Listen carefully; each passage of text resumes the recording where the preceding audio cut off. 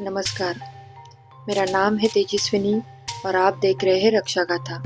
पिनाका नाम की उत्पत्ति होती है भगवान शिव के दिव्य धनुष से, जिसे पिनाक कहा जाता है।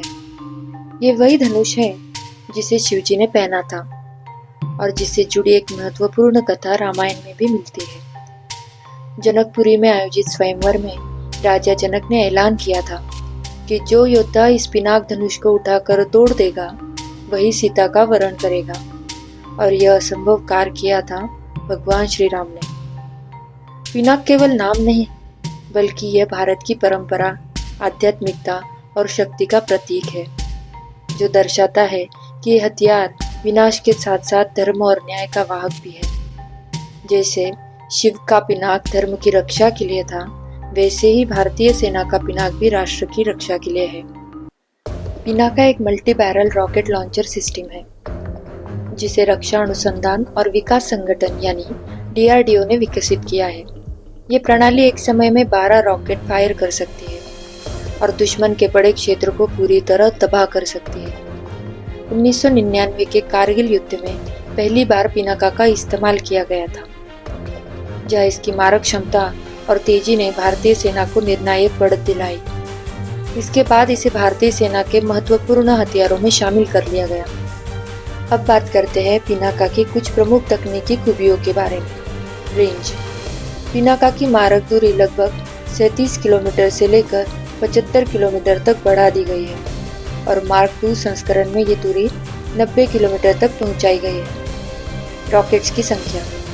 एक बख्तरबंद वाहन पर 12 ट्यूब लगे होते हैं, जो 44 सेकंड में एक पूरा सेल्वो फायर कर सकते हैं। Reload time. लगभग 4 मिनट में एक नई रॉकेट यूनिट लोड की जा सकती है। एक्यूरेसी। नई गाइडेड रॉकेट्स में GPS आधारित नेविगेशन होता है, जिससे टारगेट पर सटीक वार संभव है। मोबिलिटी।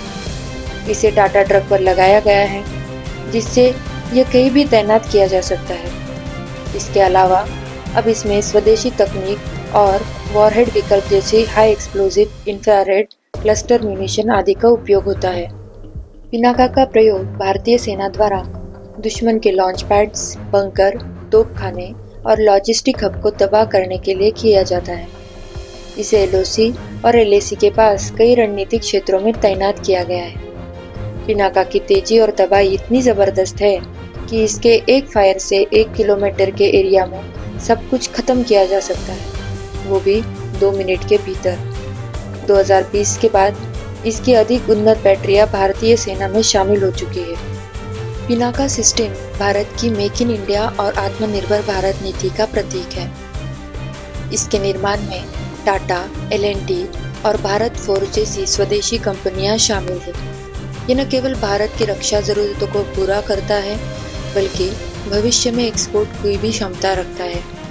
हाल की जानकारी के अनुसार भारत ने आर्मेनिया को पिनाका रॉकेट सिस्टम बेचने का सौदा किया है। ये सौदा 2022 में करीब 2000 करोड़ रुपए यानी लगभग $250 मिलियन का था। इस सौदे में Pinaka multi barrel rocket launcher, anti tank मिसाइलें और अन्य रक्षा उपकरण शामिल थे।